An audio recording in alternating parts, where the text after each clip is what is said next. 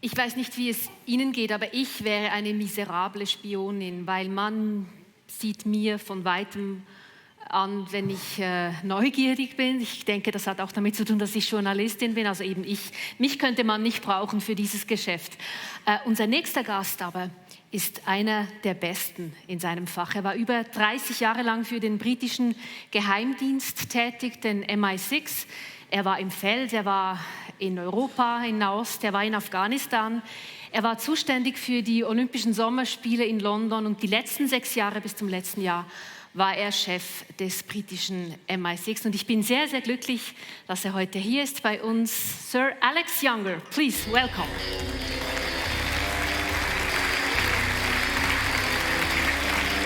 Hello.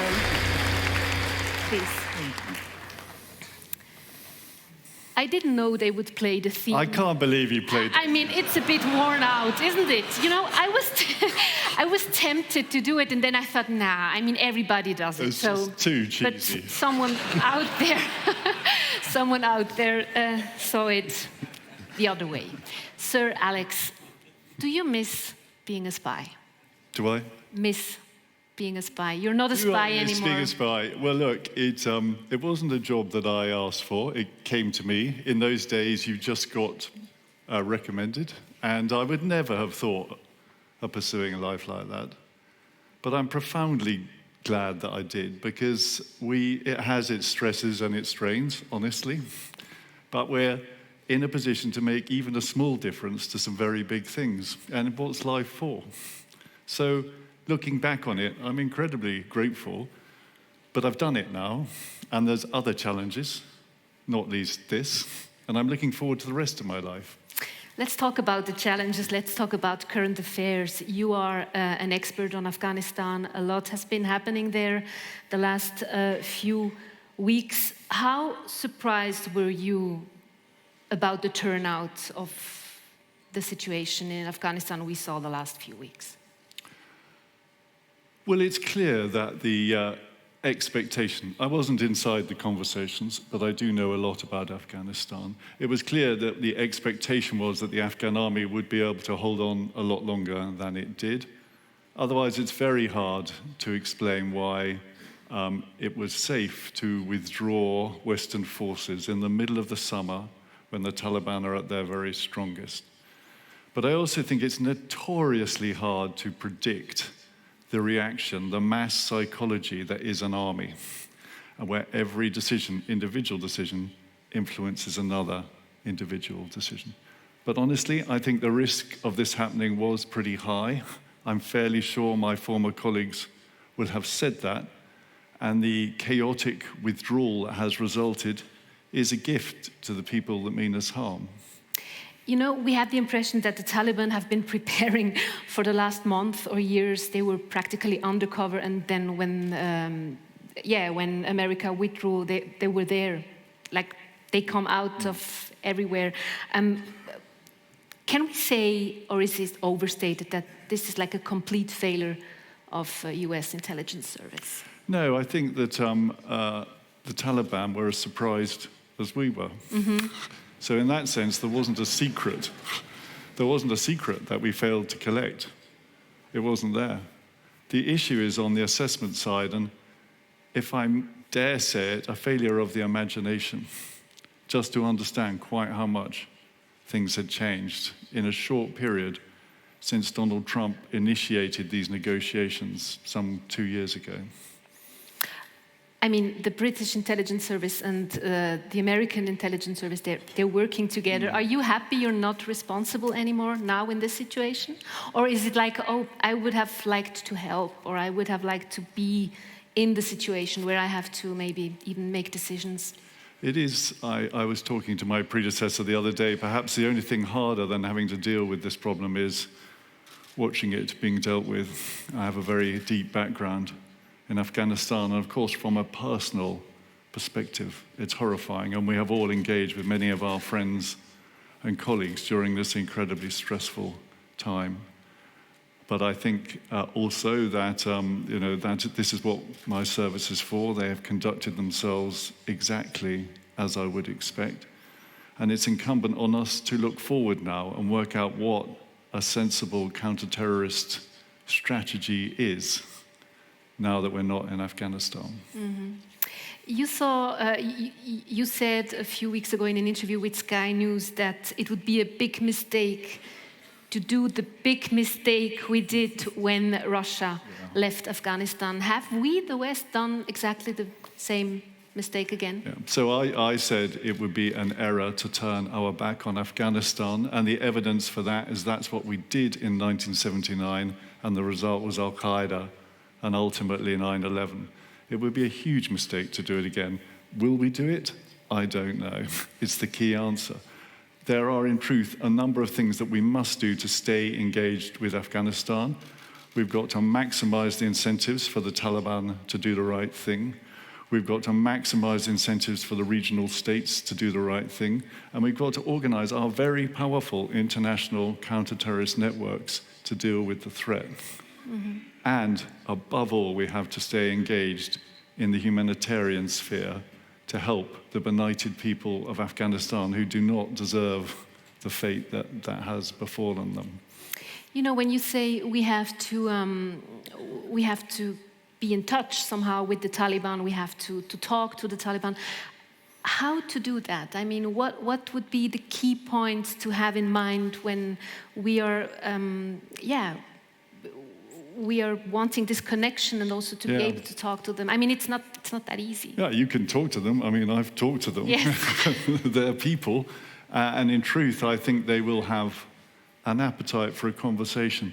Because ironically, they've got the problem that we had. So we failed in Afghanistan because we failed to create an inclusive political solution that encompassed enough of Afghanistan to marginalize the terrorists.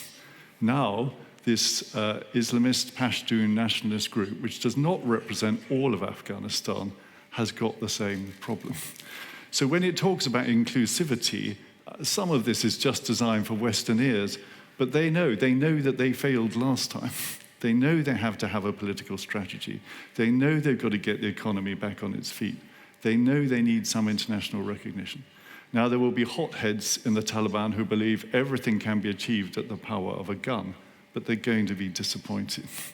I absolutely think, and particularly people like me who do not have to act with considerations of presentation in mind, we need to be engaging and talking to them. We need to have no tolerance for the medievalism that the ideology represents, the threat to the rest of the world, the way in which last time women and children were treated by the regime. But we need to treat the world as it is, not as we would like it to be. You know, China is there. China is talking. China is ready to be. Yeah. China invests in Afghanistan, in some mines. So, yeah, China is there. You know, sometimes we have the feeling that 20 years ago we were in a situation, then we were in another situation, now we are back exactly 20 years ago. So were the last 20 years really for nothing? I don't think so. I think that when we got there in 2001, it's a long time ago, but I was stunned by the scale of the terrorist infrastructure that existed. Afghanistan had been taken over by Al-Qaeda, and we're using the space to plot attacks, including 9/11, but many others as well. And we got rid of that, and we suppressed Al-Qaeda as a network. And eventually, through our actions more broadly, particularly in Syria, we suppressed Daesh as a network. And the result of that was more security for our people, particularly on the European continent. Something I'm proud of, and I do not think the setback in Afghanistan entirely removes the achievement. And of course, the machine that we have built, the counterterrorism machine we have built, is inordinately more powerful than it was in 2001. So we learned. We have learned. Have the Taliban learned? That is my question. Mm-hmm. They should be able to see from history what happens if they allow Afghanistan to become a host for terrorists, but we will see. Do you think the danger is real, that there is a bigger danger now for terrorist attacks in the West with the situation in Afghanistan? Well, it follows from what I've said that Afghanistan was used as a base to launch terrorist attacks under the Taliban. Surely, therefore, there must now be more risk. Surely we have to organize against it. But things have also changed. The terrorist threat is very different. It's much more domestically orientated. It's much less controlled from the outside. And we have much stronger counterterrorism capabilities. So there's no reason, in my view, to panic about this, but we need to focus. We know what happens when Al-Qaeda is allowed to regrow. You know, let's talk about another form of terrorism, if you want. So you're also a profound expert on cybersecurity, on cyber attacks. You're also an advisor now, since recently, for Goldman Sachs. Yes. In this case, what exactly are you doing? How do you? Well, actually, I've started a cybersecurity company. Yes, in It's Switzerland. based in Switzerland, so I should actually be in the audience. Networking. Well, you can do that afterward. You know, you can look for clients. So yes, your business in Switzerland. Tell me about it. So I spend a lot of time looking at the geopolitical and emerging technology aspects of our security environment. And of course, I've seen close up that cybersecurity is at the front line now of geopolitically, it's at the front line of the rivalry between different nation systems, different national systems. And of course, at an institutional, firm, and personal level, I think it's one of the principal threats to our operations. Because the reality is, it feels a bit like August 1914. I think that the threat, the cybersecurity problem, is about to increase exponentially as the technology moves on with the Internet of Things, hyperconnectivity, artificial intelligence. It should be, therefore, considered one of our biggest risks. And of course, I bring expertise on that subject. The most important piece of expertise I bring is that it's not a technology problem, it's a culture, organization, and leadership problem. Mm-hmm. And as a former leader in this space, I hope that we will be able to mentor other leaders to create the sort of digital resilience they need to stay safe. Why did you choose Switzerland to do business? I really like Switzerland. That's the only reason? I sent my wife a picture of the Jungfrau out of the window of my hotel this morning. Why wouldn't I choose Switzerland? You ski? Yes, Lenzerheide is where I ski. If I get you right, the bigger threat now is cyber terrorism, cyber attacks, and not the old-fashioned, if I may say so, terrorism that we all know from. So look, it depends who you are, but I think speaking for this audience, the problem we have is that cybersecurity has developed as a means through which states are in competition at the high end, like the world that I came from. But all of the techniques and tools that were being used in that space have now spread out into the broader world and are being used, and of course, most importantly, by criminals. And I think it depends on the profile of your business, but probably your primary threat is ransomware operators using high-end tools that they have got from God knows where, and using those to essentially hold your business to ransom, a form of digital extortion. Mm. Most of our organizations are physical objects, but they have data at their core. And in Switzerland, of course, a USP of Switzerland is your capacity to hold on to your data, your discretion, your security. And I think it is an existential threat to your business when people seek to get hold of that data and hold you at risk. Now, we don't have time to talk about why I think the ransomware problem is going to get worse, but I do think it's going to get worse. But the good news is there are plenty of things you can do to make yourself resilient, providing you understand your environment and you adapt to what you see, and you create a culture in your workplace where everybody believes that this is their problem. It's not someone else's problem. You know, we have small to mid-sized businesses also here, so they don't have a big budget. But how can they brace themselves very concretely against those threats? You know, if you don't have a big organization behind you, you have to protect yourself, you have to protect your data, you have to protect your infrastructure. Well, the good thing is you don't have to be the best in the world. You have to have a profile that makes you harder to attack than other people. So any measures that you can take are highly worthwhile. I go back to the culture point. If you, as a leader, don't display an interest in this and don't personally show a serious attitude to your security, then nobody else will. You don't have to do everything, but you have to know the right questions to ask. And then crucially, you've got a plan for the day it goes wrong, because it will go wrong.